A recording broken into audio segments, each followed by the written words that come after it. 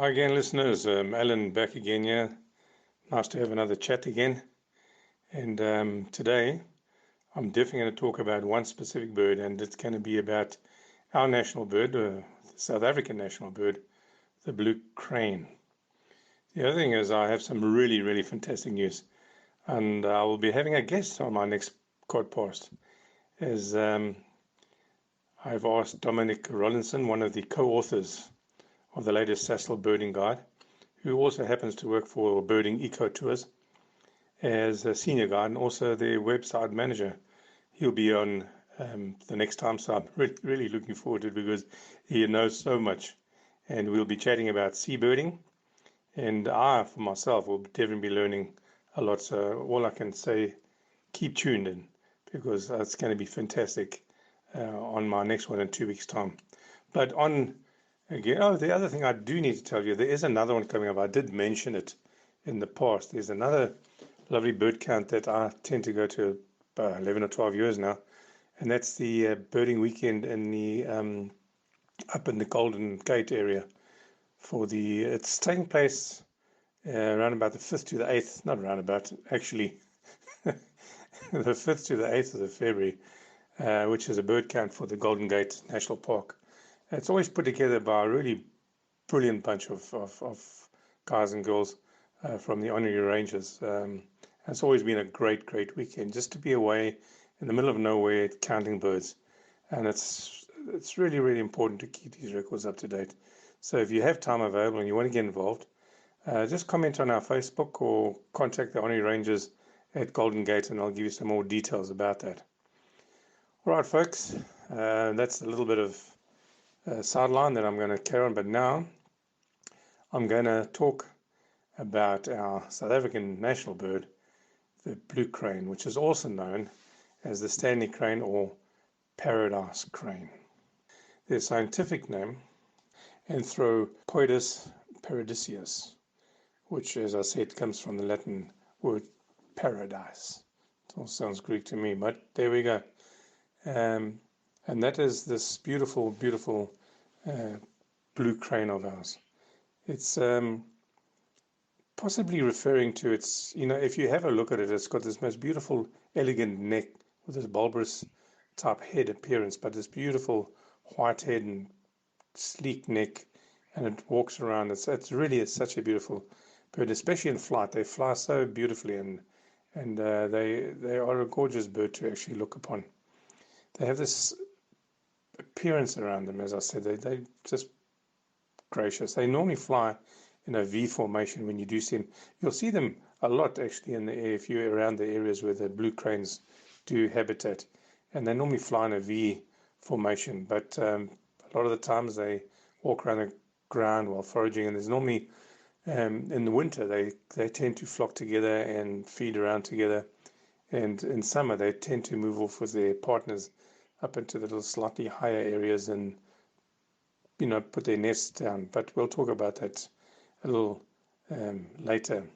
I do know that when they're threatened or disturbed, they kind of adopt this stiff strutting walk, and they shake their heads and flick their bills, from side to side. Yeah, it is one of the world's most really range restricted cranes. This bird has been listed as vulnerable by the ICUN, and for those that don't know what ICUN is, it's the International Union for Conservation of Nature, and the Red Data Book of Birds. It's the regional status, which is also, they state as it's near threatened. At present, we have roughly, between 20 and 25,000 individual cranes. When initially following these birds, from the time I started birding, I've been referencing a lot of bird books and articles, and that's where I get a lot of my details from. So, gather sort of information and stays in your head from time to time. You don't have to read up about it, but most of my references come from the Overberg Crane Group, because that's where most of them are. And of course, BirdLife International, and my usual bird guides, Roberts and Sasol. The one thing I can tell you, this species has declined immensely over the last 2 decades. And I think it's mostly due to poisoning, accidentally, which means that, people put out baits that are basically aimed at other species, or what we call deliberate poisoning of, when you're protecting your crops. The other big incursion of their population is power line collisions. And also, as we all know, our grassland breeding habitat is slowly being changed to afforestation, with alien pine and gum trees. There's also mining, agriculture, and the worst of all, development. And that takes away a lot of their beautiful habitat, their grassland breeding areas. Although probably stable at present, but with these increased threats, as I just mentioned, this could easily trigger future declines unless appropriate conservation measures are implemented. But the South African government has enforced a legal protection for the blue crane. Other conservation measures have been implemented. They've basically focusing on research, habitat management, education is one of the big points, and of course recruiting the help of private landowners. Therefore, you can see, as I've just mentioned, these things has been listed as vulnerable because it's suspected that it may undergo a rapid decline in the future. These birds are near endemic to South Africa, with a small breeding population in the northern Namibia. Unfortunately, it's no longer present as a breeding species, as far as I know, in Swaziland, but it is occasionally seen in Lesotho. If you go up there, you'll see quite a few flocks up there. But in South Africa, numbers in the South and Southwestern Cape have definitely increased, also in KwaZulu-Natal. And, as these species have expanded into agricultural areas, but I think overall the national population has fallen by more than half since the 1970s.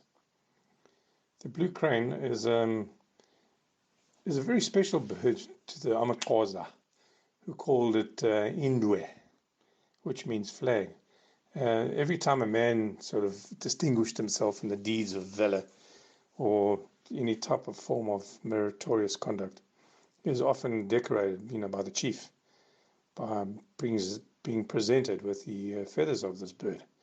It also has a big significance to the Zulu people, where the kings and warriors, they used to wear single, maybe many of their feathers as a headdress.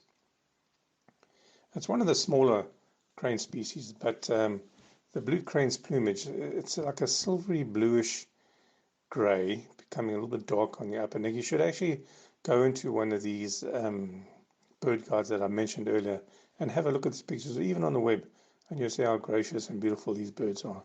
But the lower half of the head and nape is also becoming darker down that side. The primary feathers are black, or they could be slate grey.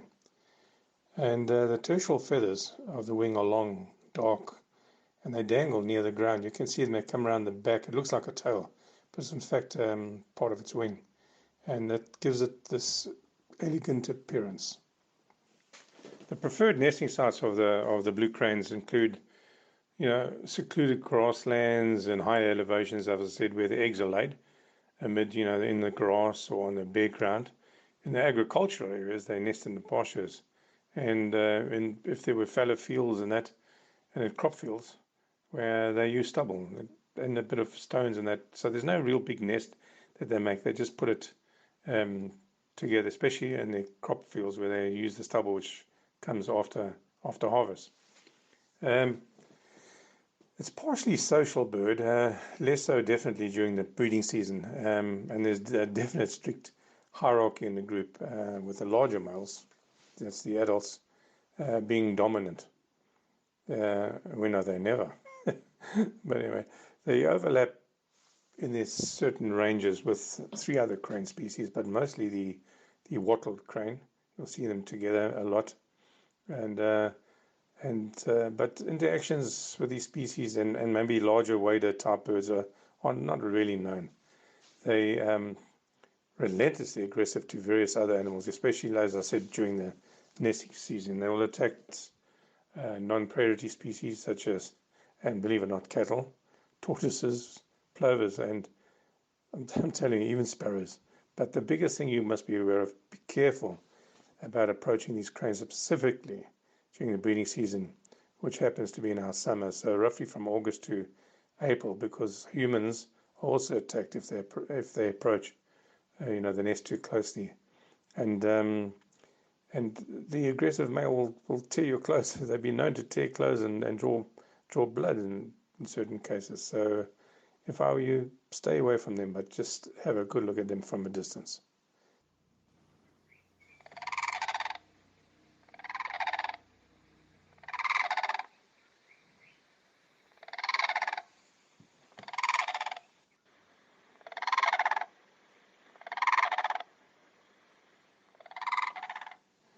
Well, did you hear that, listeners?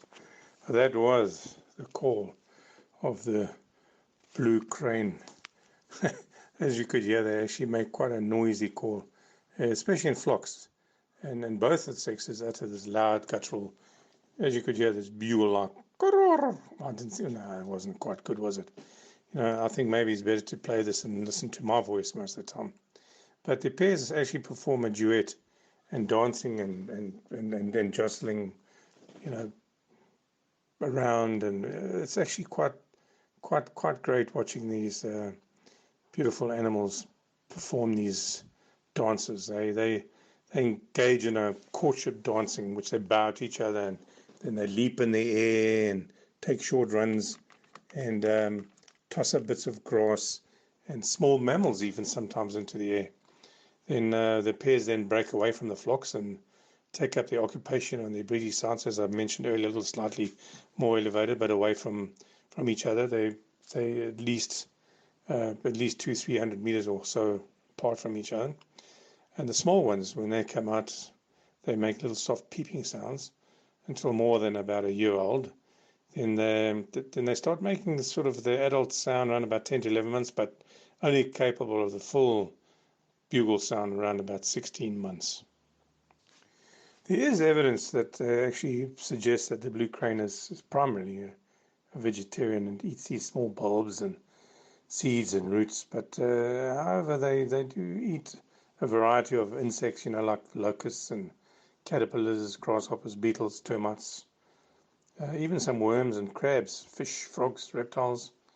They often reported doing damage to, they are in this agricultural landscape, and they do damage to various agricultural crops like wheat or barley, lucerne. In most cases, the birds are just merely feeding in those areas when they're damaging on spilled grain. In the overberg, they really feed from feed bins that are set out for the sheep and ostriches. But birds feed mostly by pecking, and they do so, using their bills. They are single brooded. They normally brood about once a year. They normally always lay 2 eggs, which are basically incubated by both the sexes. The incubation could last about 30 days, when both eggs will usually hatch. But due to certain sibling aggression, sometimes, as per usual, only one chick is reared successfully. The male will always take the primary role in defending the nest against the possible danger, as I mentioned you before. And when the chicks start growing, the initial growth is basically centered on their legs and their thighs, giving them this really ungainly type of appearance when they're young, but making them very fast. They normally fledge, which means first flight around about 3 to 5 months of age. If you really want to see a blue crane in their natural habitat, here in South Africa, the blue crane is most prolific in the Cape, especially in the Overberg region.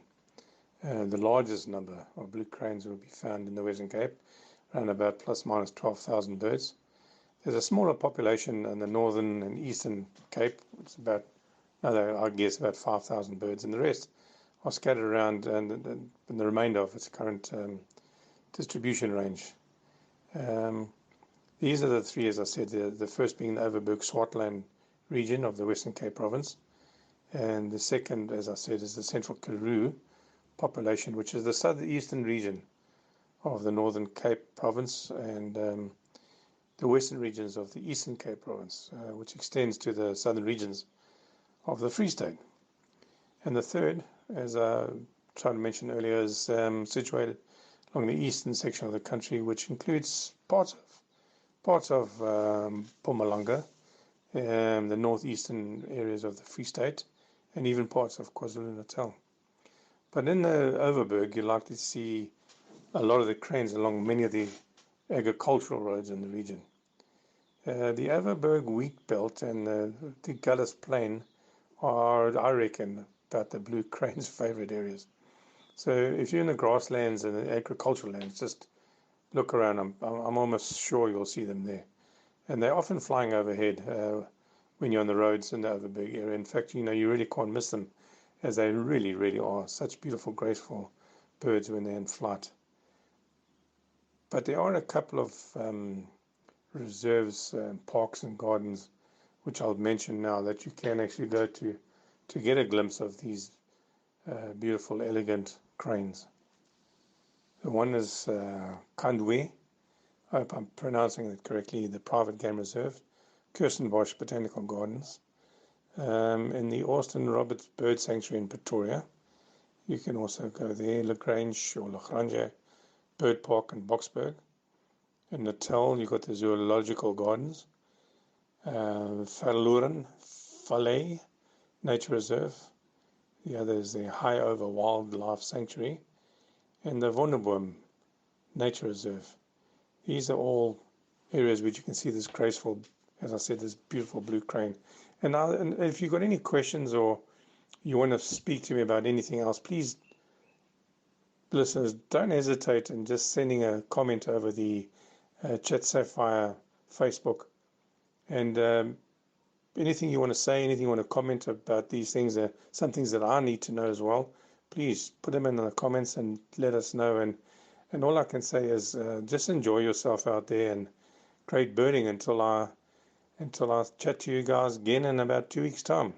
This is from Big Al out.